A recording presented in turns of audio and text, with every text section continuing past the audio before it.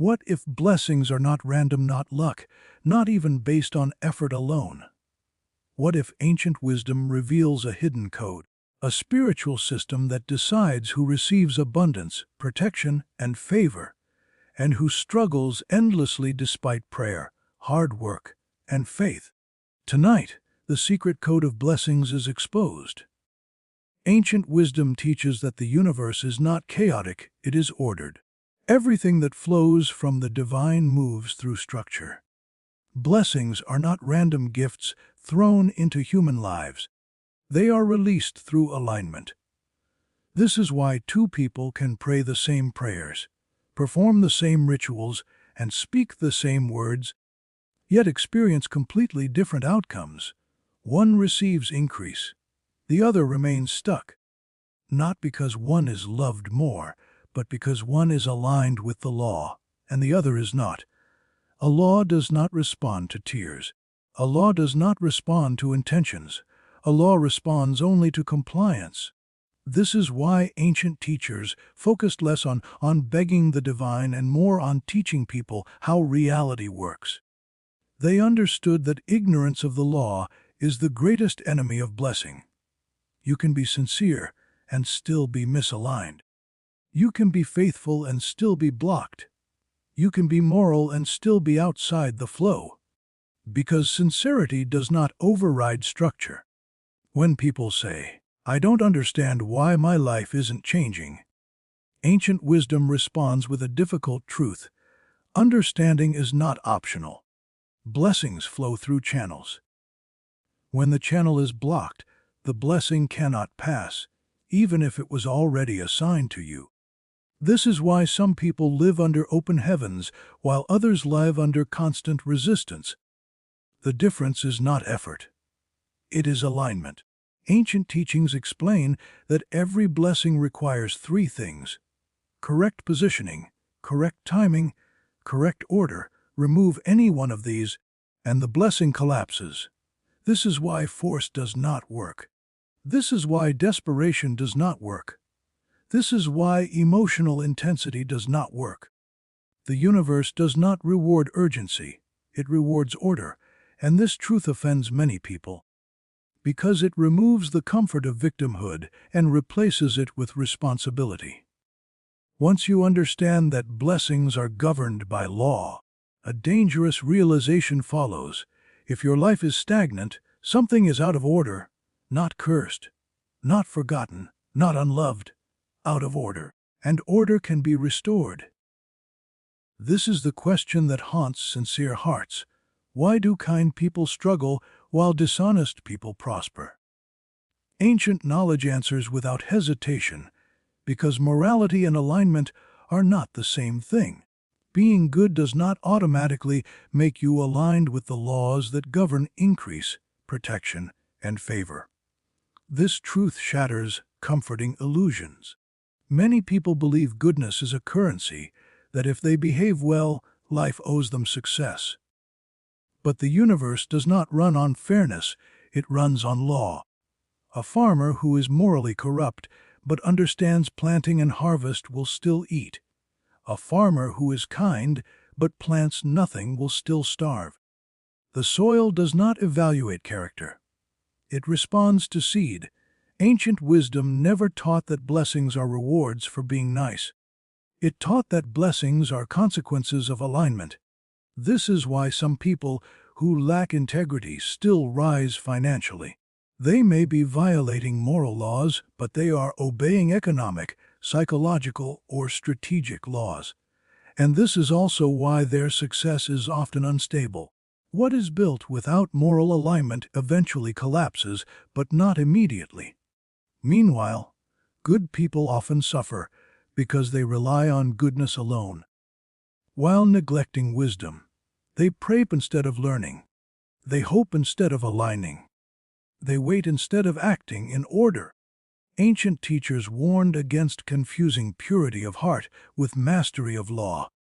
You can have a pure heart and a disordered life. This is why frustration grows among sincere people. They feel betrayed by reality. They ask, why is life unfair? But ancient knowledge never promised fairness. It promised precision. When people prosper without goodness, they are borrowing time. When people are good without wisdom, they are wasting potential. The highest state is alignment of both. This explains why some people seem blessed despite their flaws. They understand positioning, timing, and leverage, even if their hearts are undeveloped. But ancient wisdom also warns blessings obtained without integrity eventually become burdens. Wealth without order attracts chaos. Influence without humility invites downfall. Yet for the person who is good and aligned, blessings become sustainable. This is the level ancient knowledge was designed to bring people to. Not blind obedience, not emotional faith, but intelligent alignment. When goodness is paired with wisdom, struggle ends. This is why ancient teachers emphasized discipline over emotion, understanding over passion, and structure over impulse. Because passion fades, but laws remain. Ancient teachings warn that blessings are sensitive to internal disorder. They do not enter environments of contradiction. When inner alignment collapses, outer flow shuts down. One of the greatest blockages is unresolved inner conflict. When a person desires abundance, but secretly fears responsibility, the blessing stalls. When someone asks for elevation but resents authority, the door closes. When a person prays for increase but remains attached to comfort, the flow weakens.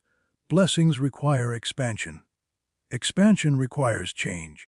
And resistance to change is resistance to blessing. Another silent blockage is double intention.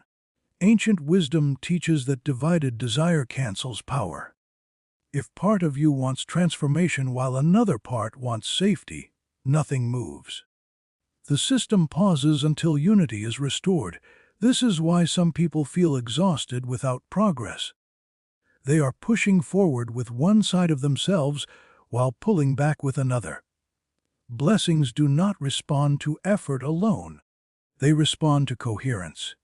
A fragmented inner world creates a fragmented outer reality. Another major blockage is disorder in priorities.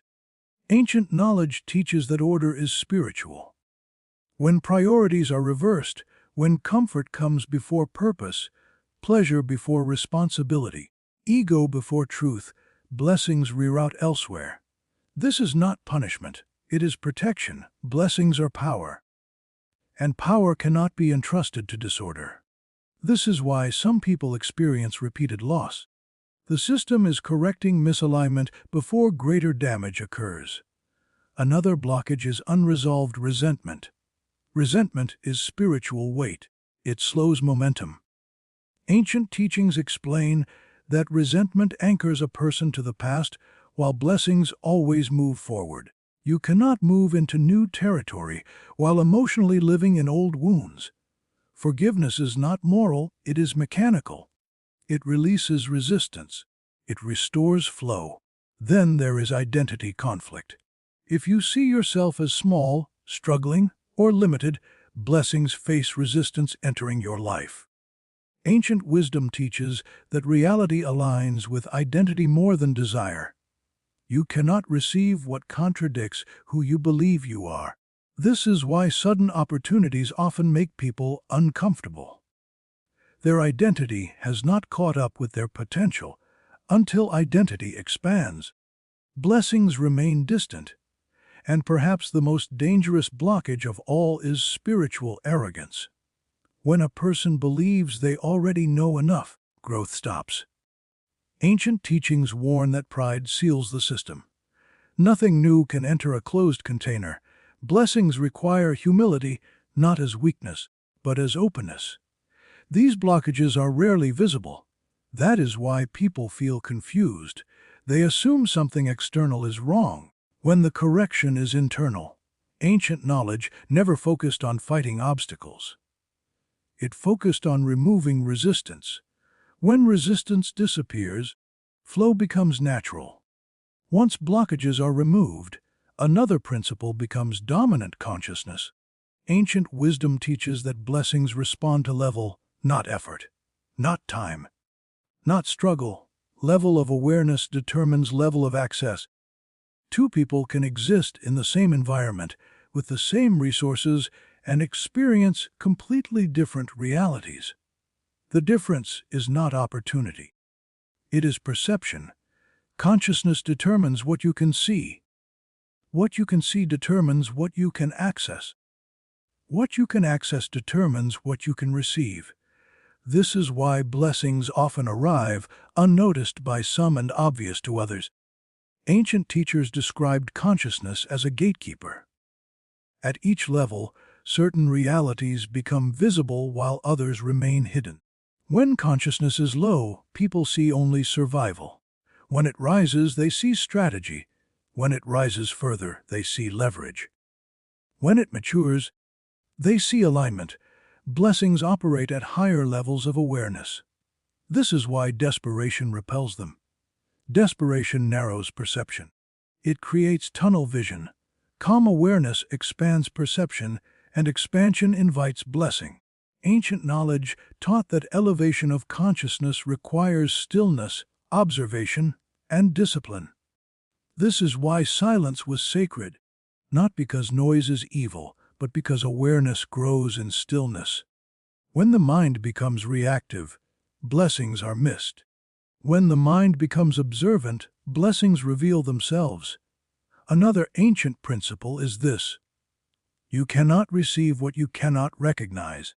Many people pray for opportunities and then overlook them because they arrive disguised as responsibility, risk, or discomfort.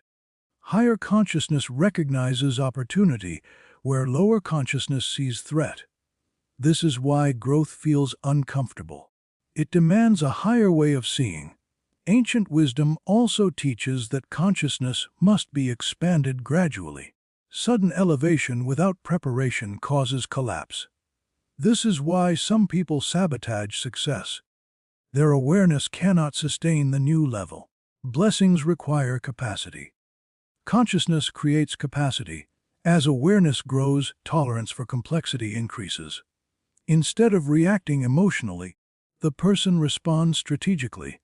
This shift alone unlocks doors. Ancient teachers emphasized mastery of inner state over manipulation of external events. Because once consciousness is elevated, external reality reorganizes naturally. This is the forgotten secret. Reality follows awareness. You do not chase blessings. You rise to the level where blessings exist. When consciousness is elevated, the same life produces different results. The same work brings greater return. The same relationships bring deeper support. The same time yields more impact. Nothing external changes, yet everything changes. This is why ancient wisdom focused on awakening rather than accumulation. Accumulation without awareness leads to loss. Awareness naturally leads to accumulation. Ancient knowledge never treated words as casual sounds. Words were understood as containers, vessels that carry intention, belief, and direction. This is why ancient traditions guarded speech so carefully. They understood that once a word is released, it begins to work, either building or dismantling. Words shape reality not through superstition, but through alignment. When a person constantly speaks lack, they reinforce a framework of scarcity. When a person repeatedly speaks fear, they train their awareness to expect loss. When someone declares failure, even as humor, the mind organizes itself to confirm it. Speech does not merely describe life. Speech programs it. Ancient wisdom taught that reality responds to consistency. One emotional statement means little. Repeated speech becomes instruction. This is why complaining is so destructive. Complaints are repeated declarations that train the mind to notice obstacles instead of opportunities. People often say, "I'm just being honest." Ancient knowledge replies, "Honesty without wisdom creates damage. Truth spoken without alignment can sabotage destiny." Another ancient principle is that words bind the speaker before they affect anyone else. Every declaration shapes the inner world first. This is why negative speech drains energy. It reinforces internal resistance. Blessings move toward environments where language supports growth.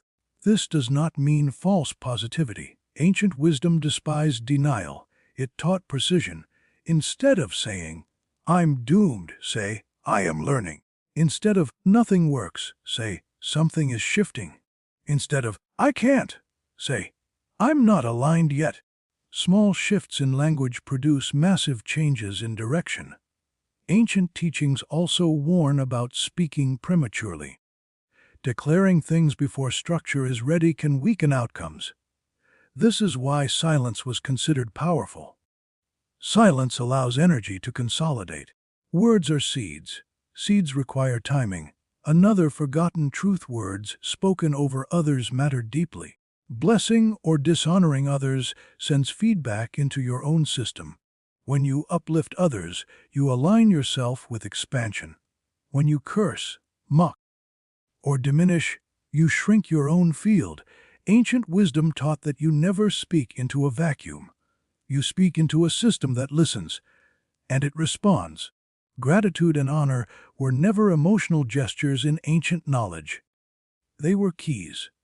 Honor unlocks what effort cannot. Ancient wisdom teaches that blessings follow recognition. When value is acknowledged, flow increases. This is why ungrateful people remain stagnant.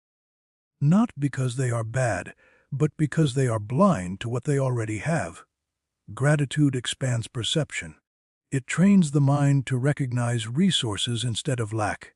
What you recognize, you can multiply. Ancient teachings explain that dishonor shuts doors faster than failure. You can fail and still rise, but dishonor poisons future access. This is why respect was sacred. Respect creates relational pathways. Disrespect collapses them. Honor is not flattery. It is accurate recognition of value. When you honor time, it expands. When you honor knowledge, it deepens. When you honor opportunity, it multiplies. Ancient wisdom taught that blessings flow through channels, and channels are often people, systems, or moments. Dishonor breaks the channel. This is why humility was considered power. Humility keeps channels open. Another ancient principle is honoring process. Many people want outcomes without respecting the process that produces them. This creates frustration. When the process is honored, the outcome arrives naturally. Gratitude also stabilizes blessings. Ancient knowledge teaches that what is not appreciated is eventually removed. Not as punishment, but because it is not being integrated. This explains why sudden success often disappears. The person enjoys the result, but never honors the journey. Gratitude anchors blessings into identity. It turns temporary success into sustainable growth. Another forgotten truth: gratitude must be practiced before results appear. Ancient wisdom taught gratitude as alignment, not reaction. Gratitude declares readiness. This is why people who are grateful in advance often experience acceleration. They are signaling capacity. Honor also includes self-honor. When you devalue yourself, you resist blessings. When you respect your own time, boundaries, and growth, blessings respond. Ancient teachers warned against false humility. Self-disrespect is not virtue, it is blockage. To honor yourself is to align with your potential. Ancient knowledge teaches that every blessing exists within a season. Not a mood, not a wish, a season. A season is a window where conditions are correct. Outside that window, the same blessing becomes ineffective or harmful. This is why premature success often destroys people. They receive what they asked for before they are ready to hold it. Ancient wisdom never rushed outcomes. It prepared people. Many delays are not denials. They are protections. When someone demands a blessing too early, they often sabotage it through immaturity, pride, or fear. Timing allows inner structure to develop. This is why life sometimes feels slow. Growth is occurring beneath the surface. Another ancient principle is that timing is linked to obedience to process. When steps are skipped, seasons shift. People who rush frequently repeat cycles. People who respect timing move forward once, permanently. Ancient teachers emphasized patience not as passivity, but as strategic restraint. Knowing when to act is more powerful than knowing how. This is why impulsive action drains energy, while timed action multiplies it. Blessings also require synchronization. Certain outcomes require people, knowledge, and conditions to converge. Until alignment occurs, the system waits. This explains why effort sometimes feels wasted. It is not wasted. It is positioning. Ancient wisdom taught that frustration often means proximity. Resistance increases just before alignment completes. Those who quit too early miss the opening. Another truth: missed timing can delay blessings indefinitely. Ancient knowledge warns that when opportunities appear and are ignored repeatedly, they move on. Not out of anger, but efficiency. The system flows where responsiveness exists. This is why awareness matters. You must recognize the season when it arrives. Blessings do not announce themselves loudly. They often whisper. Those who are distracted miss them. Alignment is not one action. It is a state. Ancient wisdom teaches that alignment occurs when thought, speech, action, and intention move in the same direction. Most people are fragmented. They think one thing, say another, do a third, and desire a fourth. This inner conflict collapses power. Alignment restores coherence. The first step is internal honesty. Ancient teachings required people to confront their true motives. Hidden agendas distort outcomes. When desire is clarified, energy concentrates. The second step is discipline. Discipline was never about restriction. It was about focus. Energy scattered produces nothing. Energy focused creates momentum. Ancient practitioners trained daily, not for perfection, but for consistency. Consistency builds trust with reality. The third step is correction. Alignment requires feedback. When something fails, the aligned person adjusts, not complains. Ancient wisdom respected failure as information. The fourth step is surrender, not to weakness, but to order. Surrender means cooperating with reality instead of fighting it. When you stop forcing outcomes, you begin positioning yourself. The final step is embodiment. Knowledge alone changes nothing. Alignment occurs when wisdom becomes behavior. Ancient teachers warned that understanding without embodiment creates arrogance. When wisdom is embodied, blessings pursue you. This is the final truth. You do not chase blessings. You become aligned, and blessings respond.